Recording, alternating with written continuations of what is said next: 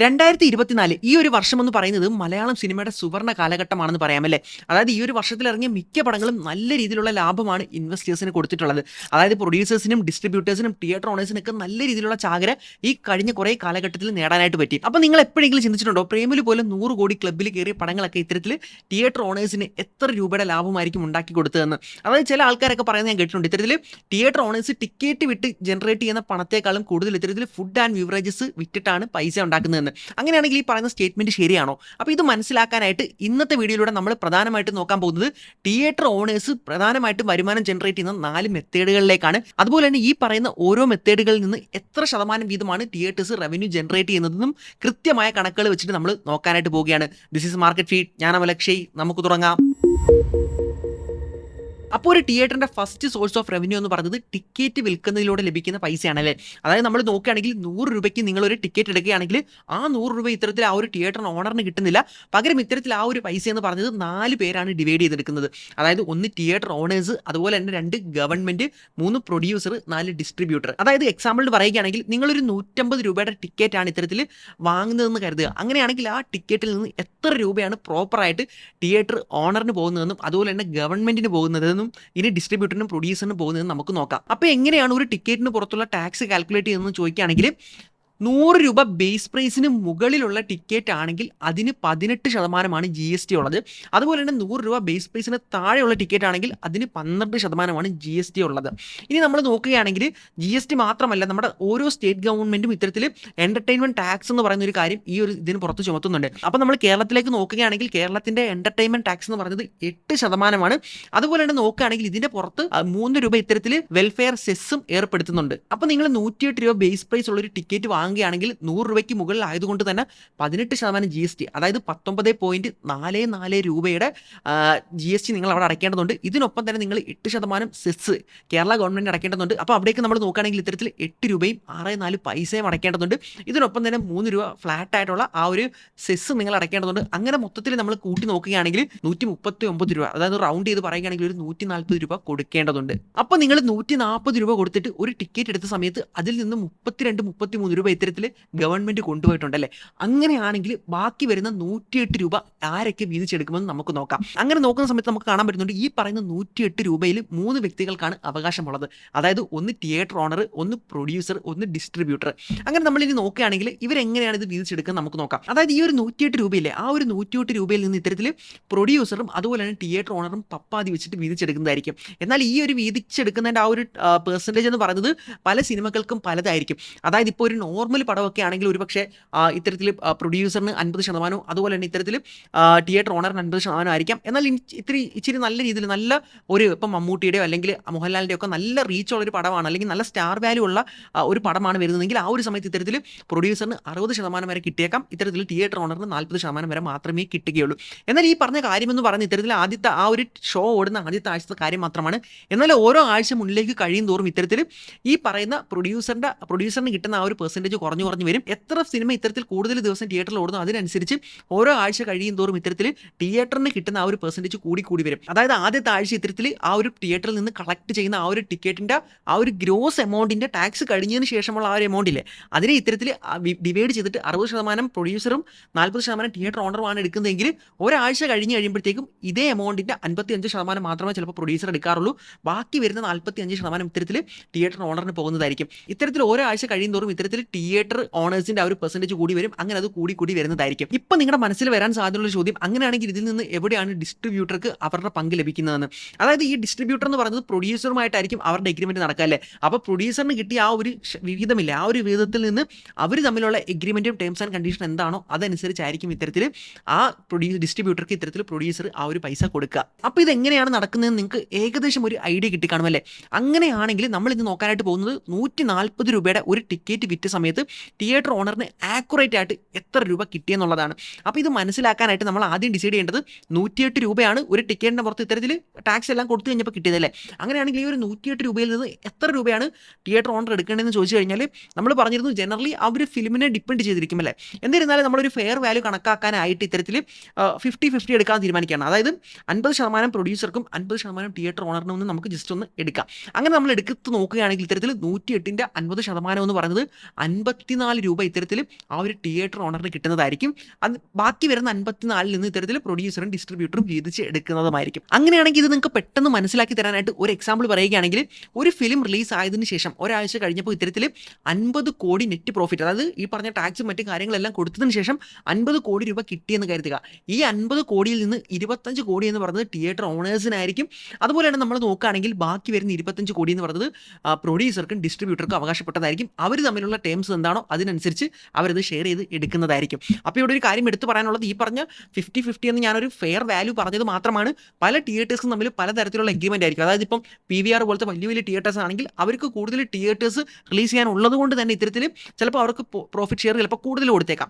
എന്നാൽ സാധാ തിയേറ്ററുകൾക്ക് ചിലപ്പം അത്ര കൊടുക്കണമെന്നില്ല. അതുപോലെ തന്നെ ഈ പറഞ്ഞ സ്റ്റാർ വാല്യൂയും അതുപോലെ തന്നെ എത്രയാണ് ബഡ്ജറ്റ്, ഫിലിമിന്റെ ബഡ്ജറ്റ് തുടങ്ങിയ കാര്യങ്ങളൊക്കെ ഡിപ്പെൻഡ് ചെയ്തായിരിക്കും ഇത് തീരുമാനിക്കുക. അപ്പോൾ നമ്മൾ ടിക്കറ്റിലൂടെയുള്ള തിയേറ്ററിന്റെ ആ ഒരു വരുമാനം എത്രയാണെന്ന് കാൽക്കുലേറ്റ് ചെയ്ത സമയത്ത് നമുക്ക് കൃത്യമായിട്ട് മനസ്സിലാക്കാൻ പറ്റി.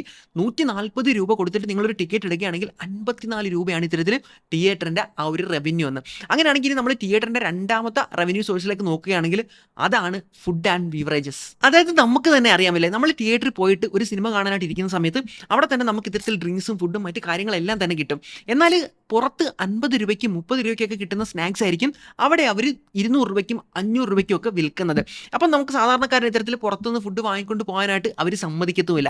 അപ്പം നിങ്ങൾക്ക് തന്നെ അറിയാം, നിങ്ങൾ എത്ര രൂപ കൊടുത്താണോ ടിക്കറ്റ് വാങ്ങുന്നത് അതിനേക്കാളും ഇരട്ടി വില കൊടുത്തിട്ടാണ് ഇത്തരത്തിൽ ഫുഡും മറ്റു കാര്യങ്ങളും അവിടുന്ന് വാങ്ങേണ്ടി വരുന്നത്. അപ്പോൾ ഇതെന്ന് പറയുന്നത് തിയേറ്റർ ഓണേഴ്സിന്റെ വലിയൊരു റവന്യൂ ആണ്. ഇത് തന്നെയാണ് നമ്മൾ ഇത്തരത്തിൽ പല റീൽസിലും പല വീഡിയോസിലും ഒക്കെ ആയിട്ട് കാണുന്നത്. അതായത് തിയേറ്റേഴ്സ് ഇത്തരത്തിൽ ടിക്കറ്റ് വിറ്റ് കിട്ടുന്ന പണത്തെക്കാളും കൂടുതൽ ഇത്തരത്തിൽ ഫുഡ് ആൻഡ് ബീവറേജസ് വിറ്റ് കൊണ്ട് ഉണ്ടാക്കുന്നുവെന്ന്. എന്നാൽ ഇത് ശരിയാണോ എന്ന് നമ്മൾ പ്രോപ്പറായിട്ട് കണക്കുകൾ സഹിതം നോക്കിയിട്ട് മനസ്സിലാക്കേണ്ടതുണ്ട്. അപ്പോൾ കണക്കുകളിലേക്ക് പോകുന്നതിന് മുമ്പ് നിങ്ങൾ ഒരു കാര്യം മനസ്സിലാക്കേണ്ടത്, തിയേറ്ററുകളെല്ലാം തന്നെ ഇത്തരത്തിൽ ഫുഡ് ആൻഡ് ബീവറേജസിലൂടെ ഒരുപോലെയല്ല റവന്യൂ ജനറേറ്റ് ചെയ്യുന്നതാണ്. അതായത് ഇപ്പോൾ നമ്മുടെ നാട്ടിൻപുറത്തൊക്കെയുള്ള ഒരു തിയേറ്റർ ആണെങ്കിൽ അവർ ഇത്തരത്തിൽ അവരുടെ ആ ഒരു ഫുഡ് ആൻഡ് ബീവറേജസ് സർവീസ് എന്ന് പറഞ്ഞ ഇത്തരത്തിൽ ഔട്ട്സോഴ്സ് ചെയ്യുകയാണ്. അതായത് പുറത്തുള്ള ആ ഒരു ക്യാൻറ്റീൻ പുറത്തുള്ള ആർക്കെങ്കിലും വിറ്റിട്ട് അവരുടെ കയ്യിൽ നിന്ന് മാസം ഒരു 5 ലക്ഷമോ അല്ലെങ്കിൽ 6 ലക്ഷം രൂപ വാടക വാങ്ങുകയാണ് ചെയ്തത്. എന്നിട്ട് ആ ബിസിനസ് നടത്തുന്നവരായിരിക്കും ഇത്തരത്തിൽ ആ ഒരു ഫുഡ് ആൻഡ് ബീവറേജസ് ആ ഒരു ബിസിനസ് ആ തിയേറ്ററിനുള്ളിൽ നടത്തുന്നത്. എന്നാൽ നമ്മൾ ഇത്തരത്തിൽ PVR ഒക്കെ പോലെയുള്ള മൾട്ടിപ്ലക്സിലേക്കൊക്കെ നോക്കുകയാണെങ്കിൽ ആ ഒരു ബിസിനസ്, ഈ ഫുഡ് ആൻഡ് ബീവറേജസിന്റെ ബിസിനസ് വലിയ പ്രോഫിറ്റിലായതുകൊണ്ട് തന്നെ അവർ തന്നെ ആയിരിക്കും അത് നടത്തിക്കൊണ്ട് പോകുക. അങ്ങനെയാണെങ്കിൽ ഫുഡ് ആൻഡ് ബീവറേജസ് എന്ന് പറയുന്ന ആ ഒരു സെഗ്മെന്റിൽ നിന്ന് തിയേറ്ററുകൾ എത്ര രൂപയുടെ വരുമാനമാണ് ഉണ്ടാക്കുന്നത് നമുക്ക് നോക്കാം.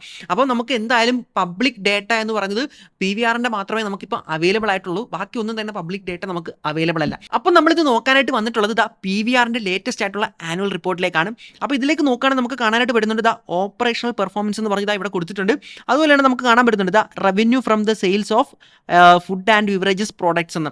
അപ്പോൾ ഇതിൽ ഓരോ വർഷത്തെയും കൊടുത്തിട്ടുണ്ട്. അപ്പോൾ നമ്മൾ ലേറ്റസ്റ്റ് ആയിട്ട് 2023 സാമ്പത്തിക വർഷത്തിലേക്ക് നോക്കുകയാണെങ്കിൽ നമുക്കിവിടെ കാണാനായിട്ട് പറ്റുന്നുണ്ട് 1193 കോടി രൂപയുടെ ഫുഡ് ആൻഡ് ബീവറേജസ് ഇത്തരത്തിൽ കഴിഞ്ഞൊരു വർഷം മാത്രമായിട്ട് PVR സെല്ല് ചെയ്തിട്ട് അതിൽ നിന്ന് റവന്യൂ ജനറേറ്റ് ചെയ്തിട്ടുണ്ട്. അപ്പോൾ ഇതെന്ന് പറയുന്നത് കഴിഞ്ഞ ഒരു വർഷം മുഴുവൻ ഇത്തരത്തിൽ PVRന്റെ തിയേറ്ററുകളിൽ നടന്നിട്ടുള്ള ആ ഒരു ഫുഡ് ആൻഡ് ബീവറേജസിന്റെ സെയിൽസിന്റെ റവന്യൂ ആണ്. അങ്ങനെയാണെങ്കിൽ ഞാൻ ഇനി വളരെ രസകരമായ ഒരു കാര്യം കാണിച്ചു തരാം. അതായത് കഴിഞ്ഞൊരു വർഷം ഇത്തരത്തിൽ ഫുഡ് ആൻഡ് ബീവറേജസിലൂടെ ഇത്തരത്തിൽ 1193 കോടി രൂപ ഈ PVR ജനറേറ്റ് ചെയ്തല്ലോ. അങ്ങനെയാണെങ്കിൽ ഈ ഫുഡെല്ലാം വാങ്ങിയത് ഇത്തരത്തിൽ ആ ഒരു തിയേറ്ററിൽ സിനിമ കാണാൻ വന്ന ആൾക്കാരല്ലേ. അങ്ങനെയാണെങ്കിൽ കഴിഞ്ഞൊരു വർഷം ഇത്തരത്തിൽ PVRന്റെ എല്ലാ സെന്ററിൽ നിന്നും എത്ര രൂപയുടെ ടിക്കറ്റ് വിറ്റുമെന്ന് നമുക്ക് നോക്കാം. അപ്പോൾ അത് നോക്കാനായിട്ട് നമ്മൾ ജസ്റ്റ് വീണ്ടും വരികയാണ്. നമുക്ക് കാണാനായിട്ട് വരുന്നുണ്ട് ഇവിടെ നിങ്ങൾ നോക്കുകയാണെങ്കിൽ ഓപ്പറേഷണൽ പെർഫോമൻസ് എന്ന് കൊടുത്തിട്ടുണ്ട്. അപ്പോൾ ഇവിടെ തന്നെ കൊടുത്തിട്ടുണ്ട് ബോക്സ് ഓഫീസ് റവന്യൂ എന്ന്. അതായത് ബോക്സ് ഓഫീസ് എന്ന് പറയുകയാണെങ്കിൽ ടോട്ടൽ എത്ര ടിക്കറ്റ് വിറ്റു, ആ ടോട്ടൽ നമ്പർ ഓഫ് സെയിൽഡ് ടിക്കറ്റിൻ്റെ ആ ഒരു ടോട്ടൽ എമൗണ്ട് ആണ് ബോക്സ് ഓഫീസ് എന്ന് പറയുന്നത്. അപ്പോൾ നോക്കുകയാണെങ്കിൽ നമുക്ക് കാണാൻ പറ്റുന്നുണ്ട് 1894 കോടി രൂപയെന്ന്. അതായത് പറയുകയാണെങ്കിൽ 1894 കോടി രൂപയുടെ ടിക്കറ്റ് വിറ്റ സമയത്ത് ആ സിനിമ കാണാനായിട്ട് കഴിഞ്ഞ വർഷം തിയേറ്ററിൽ വന്ന ആൾക്കാർ തന്നെ ഇത്തരത്തിൽ 1193 കോടി രൂപയുടെ ഫുഡ് ആൻഡ് ബീവറേജസ് അവിടെ നിന്ന് തന്നെ കഴിച്ചിട്ടുണ്ട്. എന്താ അല്ലേ? അതായത് സിമ്പിളായിട്ട് പറയുകയാണെങ്കിൽ ആവറേജ് ഒരു പേഴ്സൺ ഇത്തരത്തിൽ 150 രൂപ കൊടുത്തിട്ട് PVRൽ പോയിട്ട് ഒരു സിനിമ കണ്ടിട്ടുണ്ടെങ്കിൽ അദ്ദേഹം അവിടെ നിന്ന് എങ്ങനെ പോയാലും ഒരു 80-90 രൂപയുടെ ഫുഡ് ആൻഡ് ബീവറേജസ് കഴിച്ചിട്ടുണ്ടായിരിക്കും. അപ്പോൾ തിയേറ്റേഴ്സ് ടിക്കറ്റ് വിറ്റുകൊണ്ടും പൈസ ഉണ്ടാക്കുന്നുണ്ട്, അതുപോലെ തന്നെ ഫുഡ് ആൻഡ് ബീവറേജസ് വിറ്റും പൈസ ഉണ്ടാക്കുന്നുണ്ട്. അങ്ങനെയാണെങ്കിൽ തിയേറ്റേഴ്സിന്റെ പ്രധാനപ്പെട്ട മൂന്നാമത്തെ റവന്യൂ സോഴ്സിലേക്ക് നോക്കുകയാണെങ്കിൽ അതാണ് അഡ്വർടൈസ്മെന്റ്. അതായത് 10 മണിക്ക് നിങ്ങളൊരു സെക്കൻഡ് ഷോ ബുക്ക് ചെയ്തു എന്ന് കരുതുക. അപ്പോൾ എന്തെങ്കിലും കാരണം കൊണ്ട് നിങ്ങൾ ലേറ്റായിട്ട് 10 മണിക്ക് സിനിമ തുടങ്ങുന്നതിന് മുമ്പ് ചെല്ലണമെന്ന് കരുതിയിട്ട് ഓടിപ്പിടിച്ച് അവിടെ ചെന്നാലും 10 മണിക്ക് അവർ സിനിമ തുടങ്ങുകയില്ല. ഒരു 10:15 ആകുമ്പോഴായിരിക്കും അവിടെ അവർ സിനിമ സ്റ്റാർട്ട് ചെയ്യുന്നത് അല്ലേ.